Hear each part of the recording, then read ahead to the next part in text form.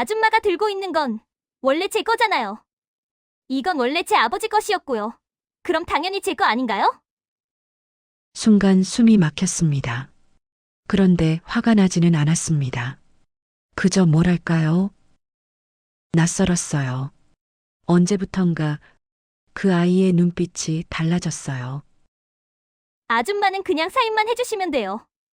원래 제 아버지 것이었으니까 이제 제가 정리할 거예요. 그 순간 깨달았습니다. 저는 그저 아버지 재산을 지키고 있는 보관함 정도였던 거죠. 저를 소개해야겠네요. 이름은 중요하지 않을 것 같습니다. 그냥 평범한 50대 여자예요. 남편과 결혼한 지 20년이 됐을 때 남편이 세상을 떠났죠. 남편은 사업가였습니다. 그것도 꽤 성공한 편이었어요. 이 나라 100대 자산가 안에 드는 사람이었으니까요. 처음 들으면 화려해 보이죠. 하지만 실제로는 그렇지 않았습니다. 남편은 말이 별로 없는 사람이었어요. 웃는 것도 드물었죠. 그런데 책임감만큼은 확실했습니다. 가족에 대한 책임, 회사에 대한 책임, 심지어 자기 자신에 대한 책임까지요. 아침 6시면 일어났고 밤 11시가 넘어서 집에 들어왔어요. 저는 그런 남편을 원망하지 않았습니다. 사랑했으니까요. 비록 대화는 많지 않았지만 남편이 저를 아낀다는 건 알았어요. 가끔 손을 잡아주는 것만으로도 충분했죠. 돈이 많다는 건요, 생각보다 편하지 않습니다. 오히려 사람을 더 조심하게 만들더군요. 누가 진심인지, 누가 돈을 보고 다가오는 건지 늘 의심하게 돼요. 남편도 그랬고, 저도 그랬습니다. 그래서 친구도 많지 않았어요. 진짜 믿을 수 있는 사람은 손에 꼽을 정도였죠. 남편도 마찬가지였습니다. 일 외에는 사람을 잘 만나지 않았어요. 심장마비였습니다. 갑자기였어요. 아무 예고도 없었죠. 아침에 출근하겠다고 문을 나선 남편이 회사 주차장에서 쓰러졌다는 전화를 받았습니다. 병원으로 달려갔지만 이미 늦었어요. 의사는 고개를 저었죠. 저는 그저 남편의 손을 잡고 있을 수밖에 없었습니다. 따뜻하던 손이 점점 차갑게 식어가는 걸 느끼면서요. 장례식장은 사람들로 가득 찼습니다. 회사 직원들, 거래처 사람들, 친척들까지 다들 와서 인사를 했어요. 위로의 말들을 건넸죠. 하지만 저는 하나도 기억나지 않습니다. 그저 하얗게 지워진 것 같았어요. 그때였습니다. 낯선 여자아이가 장례식장에 들어왔어요. 17쯤 돼 보이는 아이였습니다. 교복을 입고 있었죠. 얼굴이 창백했어요. 눈은 빨갛게 충혈돼 있었고요. 아이는 문 앞에서 한참을 서 있더군요. 들어와야 할지 돌아가야 할지 망설이는 것 같았습니다. 저는 그 아이를 봤어요. 아이도 저를 봤죠. 시선이 마주쳤습니다. 아이의 눈에서 눈물이 주르륵 흘러내렸어요. 누군지 몰랐습니다. 처음 보는 얼굴이었어요. 하지만 이상하게도 낯설지 않았죠. 아이의 눈썹, 코, 인매가 남편과 너무 닮아 있었거든요. 순간 모든 게 이해됐습니다. 아, 이 아이가 바로 그 아이구나. 남편의 비서가 몇 년 전에 제게 말한 적이 있었어요. 조심스럽게, 아주 조심스럽게요. 사모님, 사장님께서 혹시 다른 분과의 사이에서 저는 그 말을 끊었습니다. 듣고 싶지 않았거든요. 그런데 지금 그 아이가 제 앞에 서 있는 거예요. 아이는 조문객들 사이에서 혼자였습니다. 누구 하나 아이에게 말을 거는 사람이 없었어요. 아이도 아무에게 말을 걸지 않았죠. 그저 멀찍이 서서 영정 사진만 바라보고 있었습니다. 저는 아이에게 다가갔어요. 왜 그랬는지는 저도 모르겠습니다. 그냥 그래야 할 것 같았어요. 혼자 왔니? 제 목소리가 떨렸습니다. 아이는 고개를 끄덕였어요. 말은 하지 않았죠. 어머니는 아이가 고개를 저었습니다. 눈물이 또 흘러내렸어요. 아이는 손등으로 얼굴을 닦았죠. 집은 어디니? 아이는 주소를 말했습니다. 저는 그 주소를 알았습니다. 남편이 몇 년 전까지 매달 돈을 보내던 곳이었거든요. 그런데 1년 전부터 연락이 끊겼다고 들었어요. 거기, 지금 혼자 사니? 아이가 또 고개를 끄덕였습니다. 그 순간 제 가슴이 무너지는 것 같았어요. 화가 났습니다. 남편에게요. 어떻게 이럴 수 있냐고, 어떻게 자기 딸을 혼자 남겨둘 수 있냐고 소리치고 싶었죠. 하지만 남편은 이미 없었어요. 영정사진 속에서 무표정하게 저를 바라보고 있을 뿐이었습니다. 장례를 치르는 사흘 내내 그 아이는 구석에 앉아 있었어요. 밥도 제대로 먹지 않았습니다. 저는 아이에게 김밥을 싸서 건넸죠. 아이는 받아들고는 작게 고맙다고 말했어요. 마지막 날이었습니다. 발인을 마치고 돌아왔을 때 아이가 짐을 챙기고 있었어요. 작은 배낭 하나가 전부였죠. 어디 가니? 집에요. 혼자? 아이는 대답하지 않았습니다. 그냥 배낭을 메고 일어났어요. 저는 그 모습을 보고 있을 수가 없었습니다. 17살짜리 아이가 아버지 장례식이 끝나자마자 혼자 빈집으로 돌아간다는 게 말이 됩니까? 우리 집에 가자. 제가 말했습니다. 아이는 고개를 들었어요. 놀란 표정이었죠. 같이 살자. 혼자 있으면 안 돼. 아이의 눈에서 또 눈물이 흘렀습니다. 하지만 이번엔 소리내어 울었어요. 한참을 울더군요. 저도 울었습니다. 남편이 떠나고 처음으로 제대로 운 것 같아요. 아이를 안아줬죠. 아이는 제 품에서 한참을 흐느꼈습니다. 그렇게 그 아이는 제 집으로 왔어요. 아니, 우리 집이 됐죠.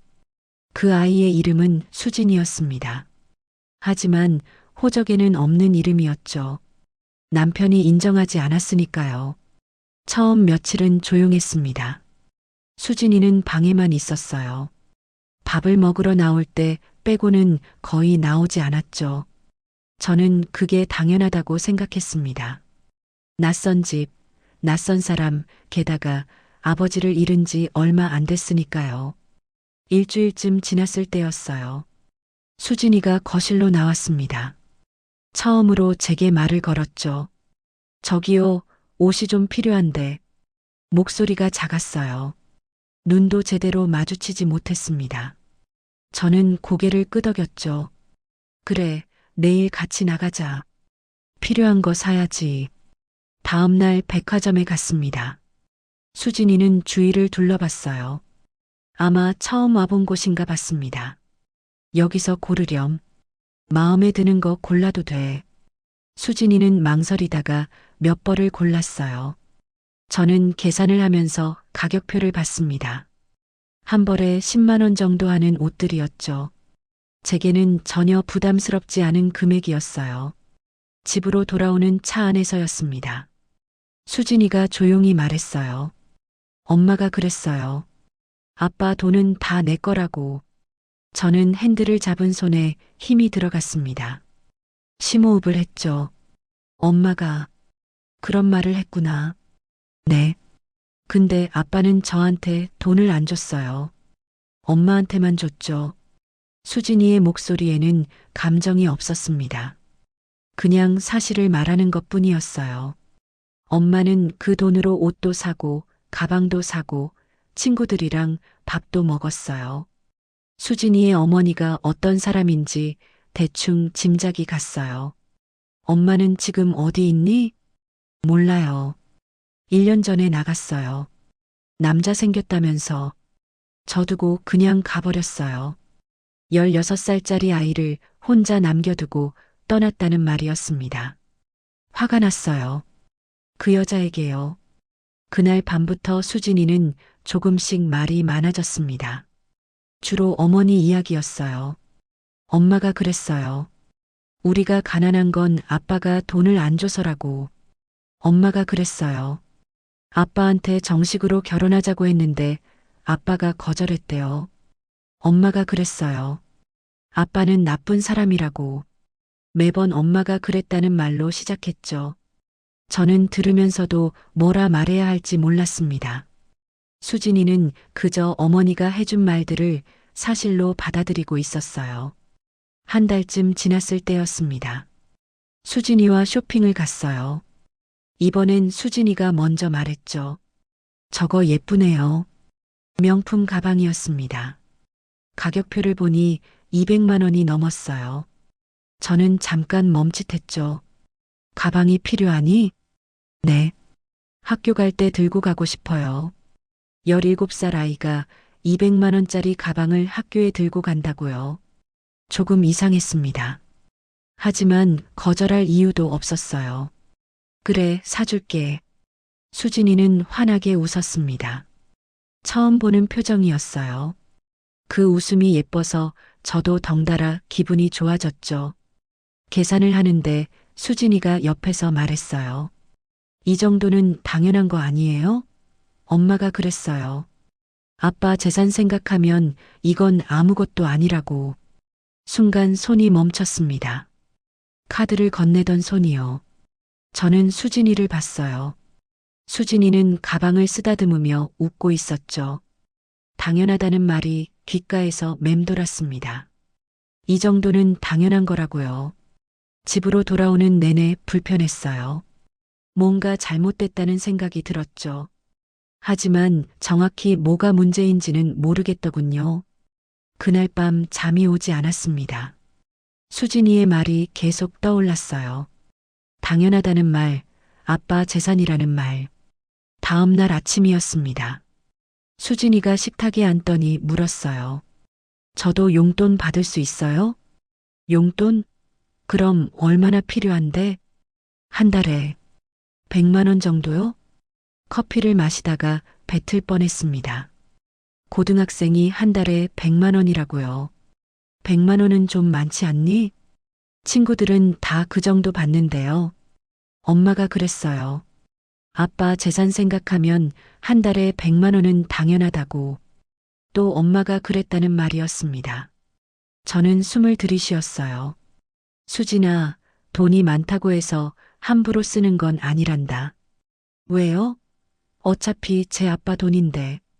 제 아빠 돈이라는 말에 가슴이 철렁했습니다. 수진이는 태연하게 말을 이었어요. 엄마가 그랬어요. 아빠가 저한테 안 준 돈 다 받아야 한다고. 제가 받을 자격이 있다고. 받을 자격이라는 말까지 나왔습니다. 저는 뭐라 대답해야 할지 몰랐어요.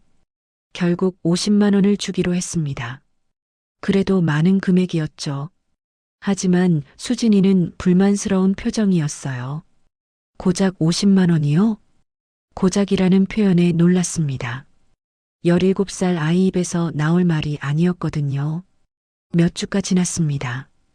수진이는 점점 더 많은 걸 요구했어요. 옷, 신발, 화장품, 액세서리. 가격은 신경 쓰지 않는 것 같았죠. 이거 사주세요. 부탁이 아니라 명령처럼 들렸습니다. 저는 매번 사줬어요. 거절할 이유를 찾지 못했거든요. 어느 날이었습니다. 백화점 주차장에서였어요. 수진이가 고급 승용차를 가리키며 말했죠. 나중에 저도 저런 차 타고 싶어요. 그래, 나중에 내가 열심히 일해서 사렴. 왜요?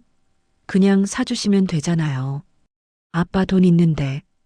또 아빠 돈이라는 말이었습니다. 저는 핸들을 꽉 쥐었어요. 수진아, 그건 내 아빠 돈이 맞지만 내 돈은 아니란다. 수진이가 저를 똑바로 쳐다봤습니다. 처음 보는 눈빛이었어요. 차갑고 날카로웠죠. 왜 제 돈이 아니에요? 제 아빠인데. 아빠가 돌아가셨을 때 유언장이 없었어. 그리고 너는 말을 멈췄습니다. 호적이 없다는 말을 할 수가 없었어요. 저는 뭐요? 수진이의 목소리가 낮아졌습니다. 저는 고개를 돌렸죠. 아무것도 아니야. 그냥 내가 성인이 되면 생각해보자. 그날 밤도 잠을 이룰 수 없었습니다. 수진이의 눈빛이 계속 떠올랐어요. 그 차가운 시선이요. 다음 날 아침 수진이는 평소처럼 학교에 갔습니다. 저는 수진이 방을 정리하다가 책상 서랍을 열었어요. 공책이 하나 있었죠. 열어봤습니다. 안에는 숫자들이 빼곡히 적혀 있었어요. 남편 회사의 자산 규모, 부동산 목록, 주식 가치까지. 어디서 알아낸 건지 모르겠지만 정확했습니다. 마지막 페이지에는 이렇게 적혀 있었어요. 전부 내 거. 엄마 말이 맞아. 아빠가 안 준 것 다 받아야 해. 공책을 덮었습니다. 손이 떨렸어요. 가슴이 답답했죠. 이 아이는 처음부터 그런 생각을 하고 있었던 겁니다. 제가 베푼 것들, 제가 아이를 위해 한 것들은 아무 의미가 없었어요. 수진이에게 저는 그저 아버지 재산을 관리하는 사람일 뿐이었죠. 그날 저녁 수진이가 돌아왔을 때 저는 아무 말도 하지 않았습니다. 공책을 본 것도 말하지 않았어요. 그냥 평소처럼 저녁을 차렸고 수진이는 평소처럼 먹었죠. 하지만 모든 게 달라 보였습니다. 수진이가 숟가락을 드는 것도, 물을 마시는 것도, 저를 보는 것도 전부 다르게 느껴졌어요. 저는 그때 깨달았습니다. 이 아이의 세계관은 이미 만들어져 있다는 걸요. 어머니가 심어놓은 생각들이 뿌리 깊게 박혀 있었죠. 아빠 돈은 내 거다. 나는 받을 자격이 있다. 당연히 내가 가져야 한다. 이런 생각들이 수진이 머릿속을 지배하고 있었습니다. 그리고 저는 그걸 바꿀 수 있을 거라고 착각했던 거예요. 밤이 깊었습니다. 수진이는 방에서 자고 있었죠. 저는 거실에 앉아 남편 사진을 봤어요. 당신이 남긴 게 뭡니까? 이 아이한테 돈 말고 뭘 줬어요? 사진 속 남편은 대답이 없었습니다. 그저 무표정하게 저를 바라보고 있을 뿐이었죠. 그날 밤 저는 처음으로 후회했습니다. 그래도 저는 포기하지 않았습니다. 아니, 포기할 수 없었다고 해야 맞겠네요. 수진이는 제 책임이었으니까요. 아침마다 도시락을 쌌어요. 수진이가 좋아하는 반찬을 넣었죠. 김치볶음, 계란말이, 소시지. 간단한 것들이었지만 정성껏 만들었습니다. 수진아, 도시락. 네. 수진이는 받아들고는 가방에 넣었어요. 고맙다는 말은 없었죠. 저는 그게 당연하다고 생각했습니다. 아이니까요. 학교에서 전화가 왔을 때도 있었어요. 담임 선생님이었죠. 어머님, 수진이가 요즘 수업 태도가 좀 안 좋습니다. 한번 상담하러 오시겠어요? 저는 다음 날 학교로 갔습니다. 선생님은 조심스럽게 말했어요. 수진이가 친구들한테 자꾸 돈 자랑을 한다고 하더라고요. 아버지가 부자였다면서요. 얼굴이 화끈거렸습니다. 부끄러웠어요. 죄송합니다. 제가 잘 말해보겠습니다. 집으로 돌아와서 수진이에게 물었죠. 학교에서 친구들한테 무슨 말을 한 거니? 아무것도 안 했는데요. 선생님이 그러시던데. 내가 돈 이야기를 많이 한다고. 수진이는 어깨를 으쓱했습니다. 사실인데 왜요? 우리 아빠 부자 맞잖아요. 우리 아빠라는 말에 가슴이 덜컥했어요. 하지만 뭐라 말해야 할지 몰랐습니다. 수진아, 그런 말하는 거 아니야. 친구들이 불편해할 수 있어. 왜요? 부러우면 부럽다고 하면 되죠. 저는 한숨을 쉬었습니다. 말해봐야 소용없을 것 같았어요. 겨울이 왔습니다. 수진이가 감기에 걸렸어요. 열이 나더군요. 저는 수진이를 병원에 데려갔죠. 대기실에서 기다리는 동안 수진이는 제 무릎에 머리를 기댔습니다. 처음이었어요. 수진이가 저한테 이렇게 의지한 건요. 아파? 네. 머리가 아파요. 저는 수진이 이마를 만져봤어요. 뜨겁더군요. 손으로 계속 쓰다듬어 줬죠. 진료를 받고 약을 받아왔습니다. 집으로 돌아와서 수진이를 재웠어요. 이불을 덮어주고 물을 갖다 놨죠. 밤새 수진이 방을 드나들었습니다. 땀을 많이 흘려서 이불을 갈아주고 물수건으로 이마를 닦아줬어요. 수진이는 잠결에 중얼거렸죠. 엄마, 제 손을 잡더군요. 꽉 쥐었어요. 저는 가만히 앉아 있었습니다. 수진이가 잠들 때까지요. 새벽이었습니다. 수진이 열이 떨어졌어요. 숨소리도 편안해졌죠. 저는 그제야 방에서 나왔습니다. 거실에 앉아서 창밖을 봤어요. 눈이 내리고 있었죠. 조용했습니다. 세상이 하얗게 덮여가는 모습을 보면서 생각했어요. 이 아이한테 저는 뭘까? 보호자일까? 아니면 그냥 남일까? 다음 날 아침 수진이가 일어났습니다. 많이 나아 보였어요. 괜찮니? 네, 많이 좋아졌어요. 아침 먹을래? 죽 끓여줄게. 괜찮아요. 그냥 빵 먹을래요. 저는 죽을 끓였습니다. 수진이가 먹든 안 먹든 상관없었어요. 그냥 만들고 싶었거든요. 수진이는 결국 죽을 먹었습니다. 다 먹고는 그릇을 싱크대에 놨어요. 여전히 고맙다는 말은 없었죠. 고등학교를 졸업할 때가 됐습니다. 수진이는 대학에 가겠다고 했어요. 어느 학교에 가고 싶은데? 서울에 있는 대학이요. 유명한데. 공부를 열심히 해야겠네. 성적은 괜찮아요. 들어갈 수 있을 것 같아요. 실제로 수진이는 합격했습니다. 좋은 대학이었어요. 저는 기뻤죠. 축하한다, 수진아. 네. 뭐 사줄까? 원하는 거 있어? 수진이는 잠깐 생각하더니 말했어요. 노트북이요. 좋은 걸로. 다음 날 최신 노트북을 사줬습니다. 200만 원이 넘었어요. 수진이는 받아들고는 방으로 들어갔죠. 대학에 입학했습니다. 등록금을 냈어요. 1,000만 원이 넘는 돈이었죠. 수진이는 당연하다는 듯이 받아들였습니다. 생활비도 필요할 텐데 얼마나 줄까? 한 달에 150 정도요. 150만 원이라고요. 대학생이 한 달에 150만 원씩 쓴다고요. 너무 많지 않니? 다들 그 정도 받는데요. 저만 적게 받으면 어떡해요. 결국 100만 원을 주기로 했습니다. 그래도 많다고 생각했지만 수진이는 불만스러워했어요. 대학생이 된 수진이는 더 바빠졌습니다. 친구들과 약속도 많았고 동아리 활동도 했죠. 집에 있는 시간이 줄어들었어요. 어느 날 수진이가 늦게 들어왔습니다. 술 냄새가 났어요. 수진아, 술 마셨니? 네, 친구들이랑 마셨어요. 조심해야지. 여자 혼자 밤에 다니는 거 위험해. 괜찮아요. 택시 타고 왔어요. 택시비를 물어봤더니 5만 원이라고 하더군요. 집에서 학교까지 그렇게 멀지도 않은데요. 왜 이렇게 비싸? 블랙 택시 탔어요. 더 안전하잖아요. 블랙 택시라고요. 일반 택시비의 2배가 넘는데요. 다음부턴 일반 택시 타렴. 싫어요. 블랙이 더 좋은데. 저는 아무 말도 하지 않았습니다.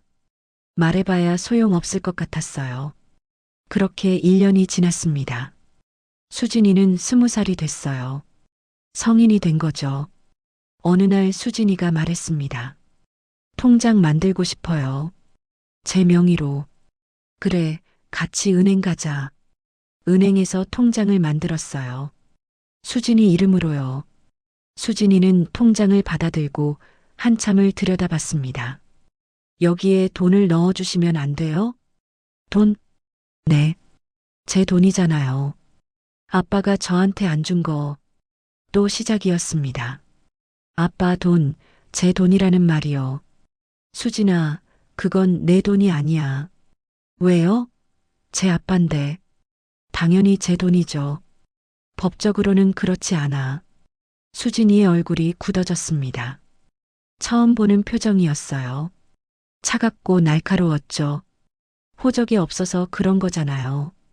근데 그게 제 잘못인가요? 가슴이 철렁했습니다. 수진이는 모든 걸 알고 있었어요.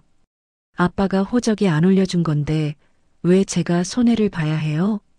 목소리가 떨렸습니다. 화가 나 있었어요. 수진아, 진정해. 진정하라고요? 제가 왜 진정해야 해요? 제 권리를 찾는 건데. 권리라는 말까지 나왔습니다. 저는 숨을 깊게 들이쉬었어요. 내 권리가 뭔데? 아빠 재산이요. 절반은 제 거잖아요. 수진아, 유언장이 없었어. 그리고 넌 법적으로 아무것도 아니라는 거 알아요. 근데 그게 옳은 건가요? 옳고 그름의 문제가 아니었습니다. 법의 문제였죠. 하지만 수진이는 이해하지 못했어요. 엄마가 말했어요. 제가 받아야 한다고, 당당하게 요구하라고, 또 엄마의 말이었습니다. 저는 한숨을 쉬었어요. 몇 달이 지났습니다.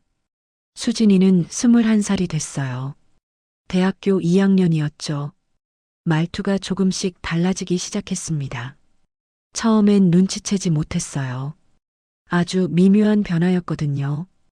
이거 좀 사주시면 안 될까요? 그렇게 묻던 수진이가 어느새 이렇게 말하고 있었죠. 이거 사주셔야죠. 부탁이 아니었습니다. 요구였어요. 아니, 당연한 권리를 주장하는 것처럼 들렸죠. 어느 날이었습니다. 수진이가 새 핸드폰을 들고 왔어요. 최신 기종이었죠. 핸드폰 바꿨니? 네. 친구가 쓰던 거 물려받았어요. 내 핸드폰도 멀쩡한데 왜? 이게 더 좋잖아요. 당연히 바꿔야죠. 당연하다는 말이 또 나왔습니다. 저는 그냥 고개를 끄덕였어요. 다음 주였습니다. 수진이가 명품 시계를 차고 있더군요. 그거 새로 산 거야? 아니요. 친구가 빌려줬어요. 빌린 건데 차고 다녀도 돼? 괜찮대요. 어차피 나중엔 제가 살 거니까. 제가 살 거라는 말에 가슴이 철렁했습니다. 그 시계가 얼마인지 대충 알았거든요. 1,000만 원은 넘을 거예요. 수진아, 그런 비싼 건. 왜요? 저한테는 비싼 게 아닌데. 저한테는 비싼 게 아니라고요. 수진이는 정말로 그렇게 생각하는 것 같았어요. 주말이었습니다. 수진이가 친구들과 여행을 간다고 했죠. 어디 가는데? 제주도요. 3박 4일. 비용은?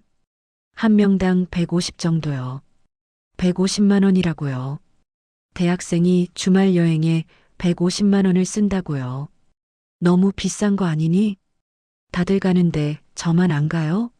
이 정도는 당연한 거잖아요. 또 당연하다는 말이었습니다. 저는 카드를 건넸어요. 수진이는 받아들고는 고맙다는 말도 없이 나갔죠. 여행에서 돌아온 수진이는 쇼핑백을 한가득 들고 왔습니다. 명품 가방, 옷, 신발까지요. 이거 다 샀니? 네. 면세점에서요. 돈이 얼마나 들었는데? 한 500 정도요? 500만 원이라고요. 여행비 빼고 또 500만 원을 썼다는 말이었습니다. 수진아, 이건 너무 심한 거 아니니? 수진이가 저를 쳐다봤어요. 눈빛이 차가웠죠. 왜요? 제 돈 쓰는 건데. 내 돈이 아니잖아. 아빠 돈이잖아요. 그럼 제 돈이죠. 말꼬리를 잡을 수가 없었습니다. 수진이는 이미 자기만의 논리를 만들어 놨어요. 그날 밤 수진이 방에서 전화하는 소리가 들렸습니다. 친구와 통화하는 것 같았어요. 응, 다 샀어. 엄청 좋더라. 돈? 그냥 카드 긁으면 되지. 우리 아빠 재산 생각하면 이건 아무것도 아니야. 맞아. 나도 권리가 있는 거잖아. 당연히 써야지. 저는 문 앞에 서서 듣고 있었습니다. 가슴이 답답했어요. 권리라는 말, 당연하다는 말. 이제는 친구들한테도 그렇게 말하고 다니는 거였죠. 며칠 후였습니다. 수진이가 거실로 나오더니 말했어요. 다음 주에 친구 생일이에요. 그래, 선물 사야겠네. 네. 같이 가주실 수 있어요? 오랜만에 부탁하는 말투였습니다. 저는 고개를 끄덕였죠. 백화점에 갔어요. 수진이는 명품 매장으로 갔습니다. 가방을 고르더군요. 이거 어때요? 예쁘네. 친구가 좋아할 것 같아. 그럼 이걸로 할게요. 가격표를 봤습니다. 300만 원이었어요. 친구 생일 선물로 300만 원짜리 가방이라고요. 수진아, 이건 너무 비싼 거 아니니? 왜요? 친한 친구인데. 이 정도는 해줘야죠. 이 정도는 해줘야 한다고요. 저는 심호흡을 했습니다. 다른 거 보자. 조금 더 저렴한 걸로. 싫어요. 이게 좋은데. 수진아, 300만 원은 제 돈인데 왜 간섭해요? 또 제 돈이라는 말이었습니다. 저는 카드를 건넸어요. 더 이상 말하고 싶지 않았거든요. 계산을 하고 나오는데 수진이가 말했습니다. 고마워요. 고맙다는 말을 하긴 했어요. 하지만 목소리에 감정이 없었죠. 그냥 형식적으로 하는 말 같았습니다. 집으로 돌아오는 차 안이었어요. 수진이가 창밖을 보며 말했죠. 친구가 그러는데요. 저보고 운이 좋대요. 운? 네. 아빠가 부자니까. 저는 아무 말도 하지 않았습니다. 수진이는 계속 말했어요. 근데 전 운이 좋은 것 같지 않아요. 왜? 호적에도 없고 아빠도 일찍 돌아가셨잖아요. 만약 아빠가 살아계셨으면 전 더 많은 걸 받을 수 있었을 텐데. 더 많은 걸 받을 수 있었다고요. 수진이는 정말로 그렇게 생각하는 거였습니다. 수진아, 돈이 전부가 아니야. 알아요. 근데 중요하잖아요. 그래도 아줌마는 모를 거예요. 저처럼 아무것도 없이 자라본 적 없으니까. 나도 어려운 시절이 있었어. 그래도 아줌마는 정식으로 결혼했잖아요. 저는 아빠한테서 인정도 못 받았어요. 말문이 막혔습니다. 수진이 말도 틀린 건 아니었으니까요. 그날 밤 저는 남편 사진을 오래 들여다봤습니다. 당신은 이 아이한테 뭘 남긴 겁니까? 돈 말고는요. 사진 속 남편은 대답이 없었습니다. 다음 날 아침이었어요. 수진이가 식탁에 앉더니 물었습니다. 회사 지분은 다 아줌마 거예요? 갑작스러운 질문에 놀랐습니다. 왜 그걸 물어보니? 그냥요. 궁금해서. 그래, 내 거야. 수진이는 고개를 끄덕였어요. 더 이상 묻지 않았죠. 하지만 뭔가 이상했습니다. 수진이 눈빛이요. 마치 계산하는 것 같았어요. 일주일쯤 지났을 때였습니다. 수진이가 서류를 보고 있더군요. 제 서재에서요. 수진아, 거기서 뭐해? 아, 그냥 책 보려고요. 수진이는 서류를 덮고 나갔습니다. 저는 서재로 들어가 봤어요. 서랍이 열려 있었습니다. 회사 서류들이 들어있는 서랍이었죠. 서류들이 약간 어질러져 있었어요. 가슴이 두근거렸습니다. 수진이가 뭘 본 걸까요? 저녁이었습니다. 수진이가 평소처럼 밥을 먹었어요. 아무렇지 않은 척했죠. 하지만 저는 알았습니다. 수진이가 뭔가를 계획하고 있다는 걸요. 수진아. 네. 궁금한 거 있으면 물어봐. 몰래 찾아보지 말고. 수진이가 숟가락을 내려놨습니다. 저를 똑바로 쳐다봤어요. 몰래 찾아본 적 없는데요. 서재 서랍 열어본 거 알아. 그게 뭐 어때서요? 볼 수도 있죠. 볼 수도 있다고요. 수진이는 전혀 미안해하지 않았습니다. 그래도 허락을 받고 봐야지. 왜요? 저도 권리가 있는데. 또 권리라는 말이 나왔습니다. 저는 숨을 깊게 들이쉬었어요. 수진아, 넌 법적으로 아무 권리도 없어. 수진이의 얼굴이 굳어졌습니다. 눈빛이 차갑게 변했죠. 지금 그 말하는 거예요? 사실을 말하는 거야. 사실이요? 사실은 제가 아빠 딸이라는 거잖아요. 그래도 법은 법이야. 수진이가 자리에서 일어났습니다. 방으로 가더니 문을 쾅 닫았어요. 저는 식탁에 혼자 앉아 있었습니다. 밥이 목으로 넘어가지 않았죠. 그날 밤도 잠을 이룰 수 없었습니다. 뭔가 잘못되고 있었어요. 수진이와 저 사이에 균열이 생기고 있었죠. 처음엔 작았습니다. 눈에 보이지도 않을 정도로요. 하지만 점점 커지고 있었어요. 아직 어리니까 그렇게 생각했습니다. 엄마가 그런 말을 해서 그렇겠지. 그렇게 합리화했어요. 하지만 이제는 달랐습니다. 수진이는 더 이상 어린아이가 아니었죠. 질문이 아니라 전제였습니다.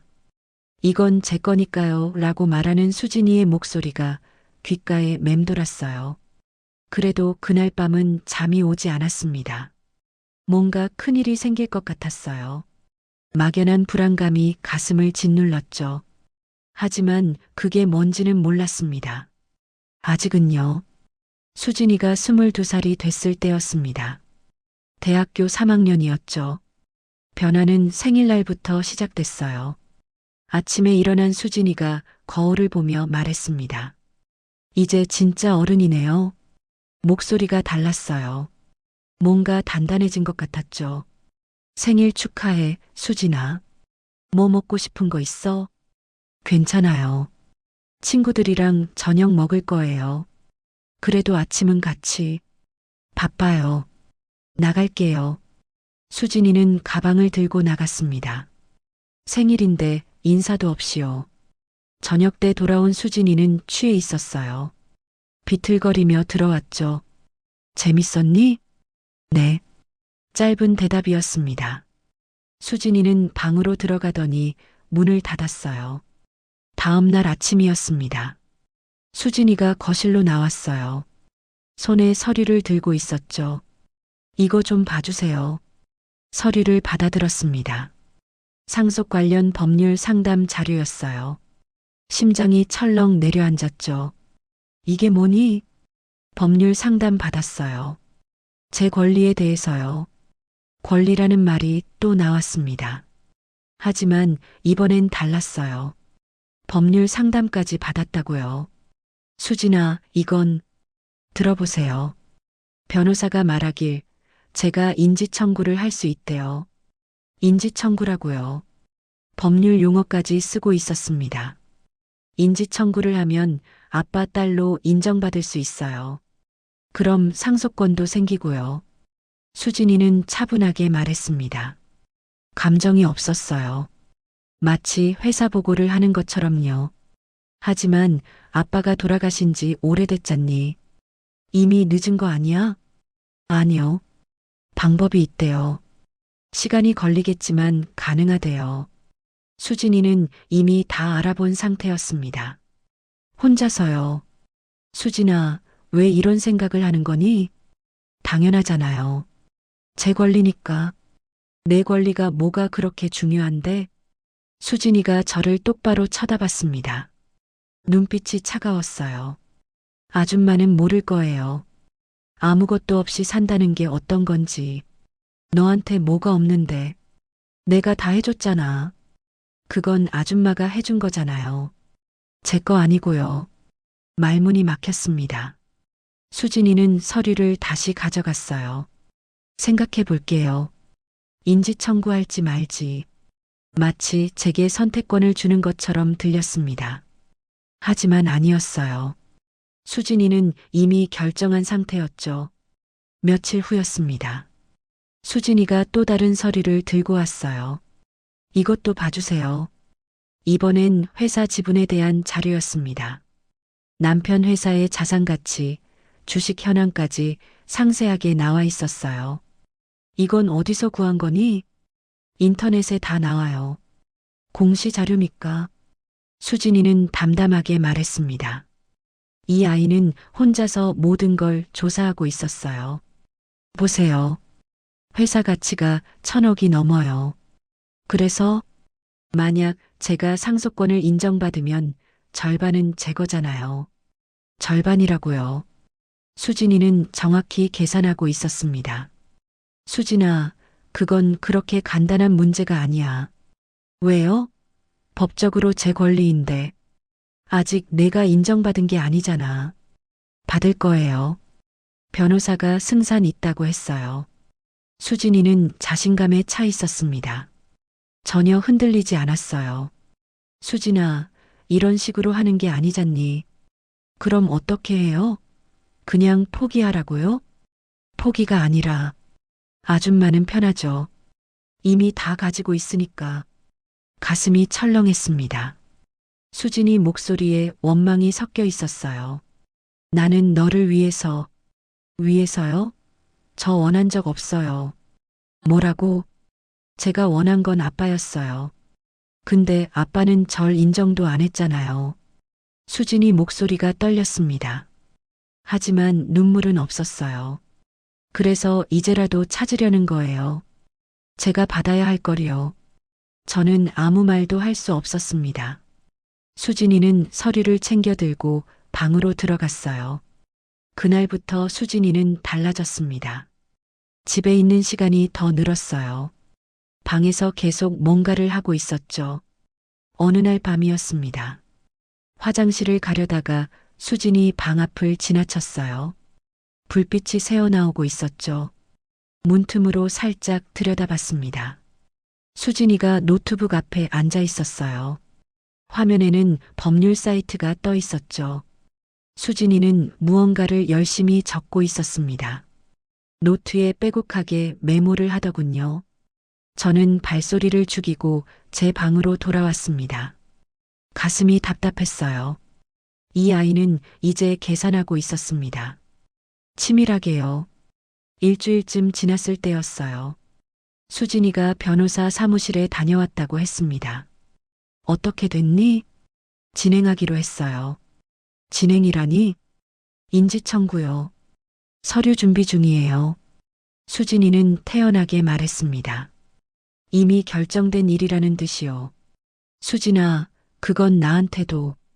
아줌마 허락 필요 없어요. 제 권리니까. 또 제 권리라는 말이었습니다. 저는 한숨을 쉬었어요. 이렇게 하면 우리 관계가 어떻게 되는지 알아? 관계요? 그게 뭐가 중요해요? 법적으로는 남이잖아요. 남이라고요. 수진이는 저를 남으로 생각하고 있었습니다. 나는 너를 가족이라고 생각했는데 저는 아니었어요. 한 번도요. 심장이 멎는 것 같았습니다. 수진이는 차갑게 말을 이었어요. 아줌마가 해준 것들 고마워요. 근데 그게 제가 포기해야 할 이유는 안 돼요. 포기라니. 제 권리를 포기하라는 거잖아요. 아줌마가 편하게 살려고. 말문이 막혔습니다. 수진이 말에는 일리가 있었어요. 수진아, 나는 이제 그만 얘기해요. 저 피곤해요. 수진이는 방으로 들어갔습니다. 문을 닫는 소리가 차갑게 울렸어요. 저는 거실에 혼자 남았습니다. 텔레비전이 켜져 있었지만 무슨 소리인지 들리지 않았어요. 며칠이 지났습니다. 수진이는 저와 대화를 거의 하지 않았어요. 필요한 말만 했죠. 밥 먹었어요. 나갔다 올게요. 먼저 잘게요. 그게 전부였습니다. 더 이상 아무것도 나누지 않았어요. 어느 날 저녁이었습니다. 수진이가 친구와 통화하는 소리가 들렸어요. 응, 변호사가 가능하대. 시간 좀 걸리겠지만. 맞아. 내가 받아야 할 거잖아. 당연한 거지. 그 사람? 신경 안 써. 어차피 법적으로 남인데. 그 사람이라고요. 수진이는 저를 그렇게 부르고 있었습니다. 가슴이 무너지는 것 같았어요. 함께 살고 있는 사람을 그 사람이라고 부르다니요. 그날 밤 저는 남편 영정 앞에 앉았습니다. 오랜만이었어요.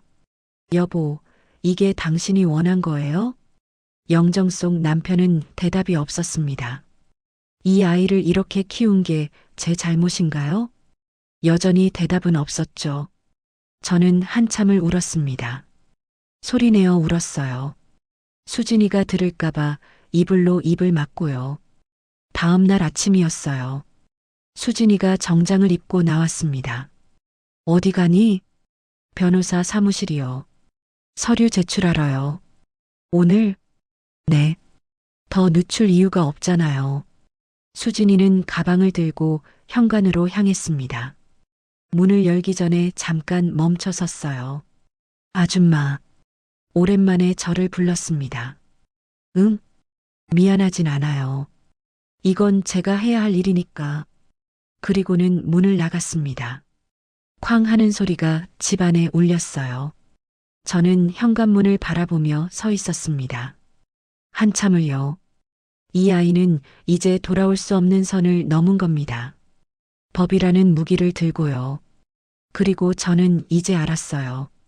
수진이가 처음부터 저를 가족으로 본 적이 없었다는 걸요. 저는 그저 아버지 재산을 지키고 있는 사람이었습니다. 언젠가 그 재산을 가져가기 위해 참고 기다려야 하는 장애물이었죠. 한 달이 지났습니다. 수진이의 인지청구 소송이 진행되고 있었어요. 집안 분위기는 얼어붙어 있었습니다. 수진이와 저는 거의 말을 섞지 않았죠. 같은 집에 살면서도 남처럼 지냈어요. 어느 날 저녁이었습니다. 현관문이 열리는 소리가 들렸어요. 수진이가 들어왔죠. 다녀왔어요. 그래. 짧은 대화였습니다. 수진이는 방으로 가려다가 멈춰 섰어요. 할 말이 있어요. 심장이 두근거렸습니다. 뭔가 중요한 이야기일 것 같았어요. 앉아. 수진이는 소파에 앉았습니다. 저도 마주 앉았죠. 수진이는 가방에서 서류를 꺼냈어요. 이거 좀 봐주세요.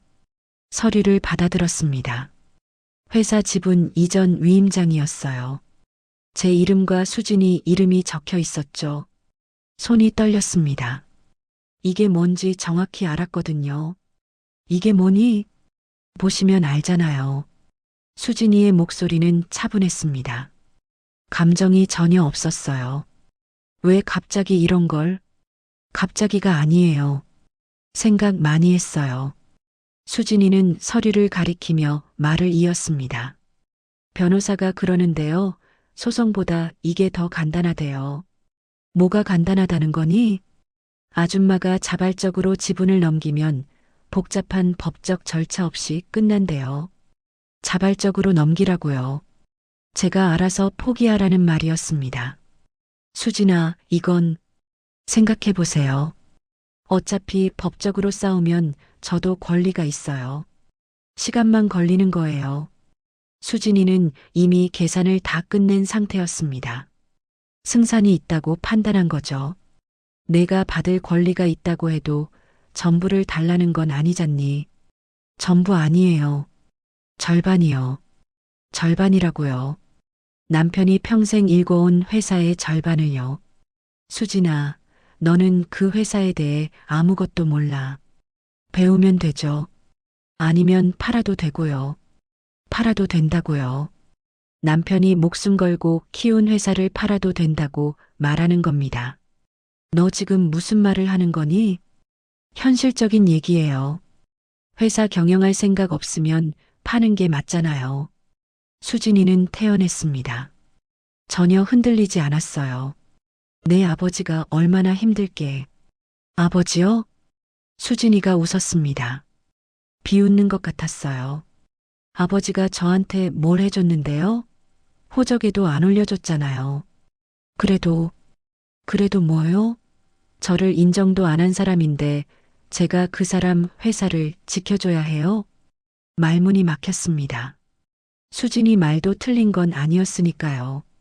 수진아, 이건 돈 문제가 아니야. 맞아요. 권리 문제죠. 또 권리라는 말이 나왔습니다. 수진이에게는 모든 게 권리였어요. 혼자가 된 저를 키워주셨죠. 고마워요. 진심으로요. 수진이는 고맙다고 말했습니다. 하지만 목소리에 감사함은 없었어요. 근데 그게 제 권리를 포기해야 할 이유는 안 돼요. 저는 서류를 내려놨습니다. 손이 계속 떨렸어요. 이 서류에 사인하면 어떻게 되는데? 회사 지분 절반이 제 명의로 넘어와요. 그럼 넌? 제 몫을 찾는 거죠. 제 몫이라고요. 수진이는 정말로 자기 몫이라고 생각하는 거였습니다. 며칠 동안 저는 고민했어요. 밤마다 잠을 이룰 수 없었죠. 서류는 책상 위에 놓여 있었습니다. 매일 그걸 보면서 생각했어요. 남편이라면 어떻게 했을까? 수진이에게 지분을 줬을까요? 아니요. 남편은 수진이를 호적에조차 올리지 않았습니다. 분명한 뜻이 있었던 거죠. 하지만 저는 수진이를 키웠어요. 함께 살았죠. 그 시간이 아무 의미도 없는 걸까요? 일주일쯤 지났을 때였습니다. 수진이가 또 물었어요. 생각해 보셨어요? 아직? 언제까지 생각하실 건데요? 수진이의 목소리에 짜증이 섞여 있었습니다. 수진아, 이건 중요한 결정이야. 시간이 필요해. 시간이요? 아줌마만 시간 끌면 되는 거죠. 저는 계속 기다려야 하고. 그게 아니라, 맞잖아요. 아줌마는 이미 다 가지고 있으니까 여유 있죠. 저는 아무것도 없는데, 아무것도 없다고요. 저는 수진이에게 모든 걸 해줬는데요. 너한테 뭐가 없는데. 내가 다. 아줌마가 준 건 아줌마 거예요. 제 거 아니고요. 또 같은 말이었습니다. 저는 한숨을 쉬었어요. 알았어. 조금만 더 기다려줘. 일주일만요. 일주일 안에 답 주세요. 그 일주일은 지옥 같았어요. 매일 밤 악몽을 꿨습니다. 남편이 나오는 꿈이었죠. 남편은 꿈속에서 아무 말도 하지 않았어요. 그저 저를 바라보고만 있었습니다. 결정하셨어요? 저는 고개를 저었습니다. 사인 못해. 수진이의 얼굴이 굳어졌어요. 예상했던 대답이 아니었나 봅니다. 왜요? 이건 내 아버지가 원한 게 아니야. 아버지가 원한 게 뭔데요? 저를 버리는 게 아버지가 원한 거예요? 목소리가 높아졌습니다. 화가 나 있었어요. 수진아, 진정하고. 진정하라고요? 제가 왜 진정해야 해요? 수진이가 소리쳤습니다. 처음이었어요. 수진이가 이렇게 큰 소리를 내는 건요. 아줌마는 편하죠.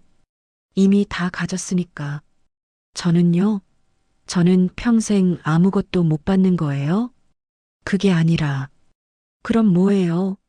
말로만 미안하다, 안 됐다 하면서 정작 아무것도 안 주잖아요. 수진이의 눈에서 눈물이 흘러내렸습니다. 하지만 슬픈 눈물이 아니었어요. 분노의 눈물이었죠. 제가 뭘 잘못했어요? 제가 태어난 게 잘못이에요? 수진아, 아버지가 저를 호적에 안 올린 게 제 잘못이에요? 제가 왜 손해를 봐야 해요? 저는 아무 말도 할 수 없었습니다. 수진이 말이 다 맞았거든요. 수진이는 눈물을 닦으며 말했습니다. 좋아요. 안 주시려면 안 주셔도 돼요. 수진아, 법으로 할게요. 어차피 제 권리니까. 수진이는 방으로 들어가더니 짐을 쌌습니다. 큰 가방에 옷을 마구 집어넣었어요. 뭐 하는 거니? 나갈 거예요. 여기 더 있어봐야 의미 없잖아요. 어디 갈 건데? 친구 집이요. 거기서 지낼게요. 수진이는 가방을 들고 현관으로 나왔습니다. 신발을 신으면서 말했어요. 변호사 통해서 연락할게요. 더 이상 직접 만날 필요 없을 것 같아요. 수진아, 이러지 마. 왜요? 이미 끝난 거 아니에요? 적어도 얘기는 더. 할 얘기 없어요. 아줌마가 들고 있는 건 원래 제 거잖아요. 그 말을 남기고 수진이는 문을 나갔습니다. 쾅 하는 소리가 집안을 울렸어요. 저는 현관문 앞에 주저앉았습니다. 다리에 힘이 풀렸거든요. 원래 제 거라는 말이 귓가에서 맴돌았어요. 차갑고 단정한 목소리로요. 도시락을 쌌던 날들, 병원에 데려갔던 날들, 밤새 간호했던 날들. 그 모든 게 스쳐 지나갔어요. 하지만 수진이에겐 아무것도 아니었습니다. 그저 아버지 돈으로 살았던 시간일 뿐이었죠. 저는 한참을 울었습니다. 소리내어 울었어요. 이제 수진이가 들을 일도 없으니까요. 빈집이 너무 조용했습니다. 수진이가 없다는 게 실감났어요. 거실을 둘러봤습니다. 수진이가 앉았던 자리, 수진이가 쓰던 컵, 수진이가 두고 간 물건들. 그제야 깨달았습니다. 이 아이는 돌아오지 않을 거라는 걸요. 아, 이건 아니다. 그 생각이 머릿속을 가득 채웠어요. 이건 정말 아닌데. 이렇게 끝나면 안 되는데. 하지만 이미 늦었습니다. 수진이는 떠났고 저는 혼자 남았어요. 책상 위에는 여전히 서류가 놓여 있었습니다. 사인하지 않은 서류요. 저는 그 서류를 집어들었어요. 한참을 들여다봤죠. 그리고 찢어버렸습니다. 여러 조각으로요. 절대 사인하지 않을 거예요. 이건 제 남편이 원한 게 아니니까요. 수진이가 법으로 가겠다면 저도 맞서겠습니다. 함께 산 게 아무 의미 없다면 저도 더 이상 물러서지 않을 거예요. 그날 밤 저는 처음으로 결심했습니다. 수진이와 끝까지 싸우기로요. 수진이가 떠난 지 한 달이 지났습니다. 집은 여전히 조용했어요. 변호사를 통해 연락이 왔습니다. 수진이가 정식으로 소송을 제기했다는 내용이었죠. 인지청구와 상속 재분할 소송이었어요. 저도 변호사를 선임했습니다. 맞서 싸우기로 했으니까요. 법정 다툼은 길고 지루했어요. 서류를 주고받고 증거를 제출하고 변론을 듣고 그 과정이 1년 가까이 이어졌죠. 그동안 수진이를 한 번도 만나지 않았습니다. 법정에서도 마주치지 않았어요. 일부러 피한 건지 우연인 건지 모르겠더군요. 결국 판결이 나왔습니다. 수진이는 졌어요. 인지청구는 인정됐지만 상속권은 인정되지 않았습니다. 남편이 생전에 수진이를 인정하지 않았다는 게 결정적이었죠. 유언장도 없었고요. 변호사가 전화로 알려줬을 때 저는 안도했습니다. 하지만 기쁘지는 않았어요. 이긴 게 아니었거든요. 그냥 잃지 않은 것뿐이었죠. 며칠 후 수진이에게서 문자가 왔습니다. 1년 만이었어요. 짐 가지러 가도 될까요? 짧은 문장이었습니다. 저는 답장을 보냈죠. 내일 오후에 와. 다음 날 오후 수진이가 문을 열었을 때 많이 야위어 있었습니다. 얼굴도 창백했죠. 들어와. 아니요, 괜찮아요. 빨리 가져갈게요. 수진이는 방으로 들어가 짐을 챙겼습니다. 많지 않았어요. 가방 2개면 충분했죠. 거실로 나온 수진이는 잠깐 주위를 둘러봤습니다. 수진아. 네. 밥은 먹었니? 왜 그런 말을 했는지 모르겠습니다. 그냥 나온 말이었어요. 먹었어요. 거짓말인 게 보였습니다. 수진이는 분명 제대로 먹지 못하고 있었어요. 그래. 더 이상 할 말이 없었습니다. 수진이도 마찬가지였던 것 같아요. 그럼 갈게요. 수진이는 가방을 들고 현관으로 갔습니다. 신발을 신으면서 말했어요. 미안해요. 작은 목소리였습니다. 거의 들리지 않을 정도로요. 뭐가? 이렇게 된 것. 저는 고개를 저었습니다. 내 잘못은 아니야. 그래도 가봐. 조심해서 가고. 수진이는 고개를 숙였습니다. 그리고 문을 나갔어요. 이번엔 쾅 소리가 나지 않았습니다. 조용히 닫혔죠. 저는 창가에 서서 수진이가 떠나는 걸 봤어요. 택시를 타고 사라질 때까지요. 그게 마지막이었습니다. 수진이를 본 게요. 지금 생각해보면 많은 걸 배웠습니다. 불쌍함은 책임이 아니라는 것을요. 수진이가 불쌍했던 건 사실입니다. 아버지한테 인정받지 못한 채 자랐죠. 어머니는 떠났고요. 하지만 그게 제가 평생 책임져야 할 이유는 아니었어요. 키워줬다고 인생까지 맡길 수는 없는 겁니다. 제 인생도 있으니까요. 저는 제가 할 수 있는 걸 다 했어요. 하지만 수진이는 그걸 가족의 정으로 받아들이지 않았습니다. 아버지 재산에 대한 당연한 대가로 생각했어요. 그게 수진이의 선택이었죠. 저도 제 선택을 했고요. 이제는 후회하지 않습니다. 수진이를 키운 것도 끝까지 싸운 것도요. 다만 아쉬운 건 있어요. 수진이가 다르게 자랐더라면 어땠을까 하는 거죠. 만약 수진이 어머니가 다른 방식으로 키웠다면, 만약 수진이가 돈이 아닌 다른 걸 중요하게 여겼더라면. 하지만 그건 가정일 뿐입니다. 현실은 달랐으니까요. 지금 저는 혼자 살고 있어요. 조용하지만 편안합니다. 가끔 수진이 생각이 납니다. 잘 지내고 있을까? 밥은 잘 먹고 있을까? 하지만 연락하지는 않아요. 그럴 필요가 없으니까요. 우리는 이미 끝났습니다. 법적으로도 감정적으로도요. 이 이야기를 듣는 분들께 말씀드리고 싶어요. 선의가 항상 보답받는 건 아닙니다. 베푼다고 해서 감사를 받는 것도 아니에요. 하지만 그렇다고 베풀지 말라는 건 아닙니다. 다만 한계를 알아야 한다는 거죠. 불쌍하다고 해서 모든 걸 줄 수는 없어요. 자기 인생도 소중하니까요. 저는 제 선택을 후회하지 않습니다. 다만 더 일찍 선을 그었어야 했다는 생각은 해요. 여러분도 조심하세요. 선의가 당연한 권리로 바뀌는 순간을요. 그 순간을 놓치면 저처럼 시간을 낭비할 수도 있으니까요. 긴 이야기 들어주셔서 감사합니다.